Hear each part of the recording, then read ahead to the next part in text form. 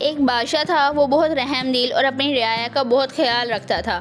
اس کی ملکہ بھی بہت خوبصورت تھی اور خدا ترس تھی۔ وہ ملک کا نظام چلانے کے لیے بادشاہ کو رعایا کی فلاح و بہبود کے لیے مشورے بھی دیتی تھی اور بادشاہ ان پر عمل کرتا تھا۔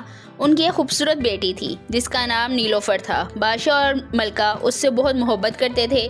ابھی وہ صرف 10 سال کی تھی مگر تھی بہت ذہین۔ وہ پڑھائی میں بہت دلچسپی لیتی تھی۔ بادشاہ کو اس کی اس دلچسپی کا علم تھا، اس لیے وہ دور دراز سے اچھی کتابیں شہزادی کے لیے منگواتا تھا۔ شہزادی ان کو دلچسپی سے پڑھتی تھی۔ شہزادی کے استاد اس کو مختلف مضامین پڑھاتے اور اس کی ذہانت اور دلچسپی کی وجہ سے اس کو بہت پسند کرتے تھے۔ شہزادی پڑھائی سے فارغ ہونے کے بعد ایک دن باغ میں جا کر بیٹھ گئی۔ باغ میں خوبصورت پھول تھے اور پرندے چاروں طرف چہچہا رہے تھے۔ اسی دوران دربار کا وقت بھی ختم ہو چکا تھا اور بادشاہ بھی باغ میں چلا گیا تھا۔ اس نے دیکھا کہ شہزادی نیلوفر وہاں بیٹھی ہے اور کیسی گہری سوچ میں ڈوبی ہوئی ہے۔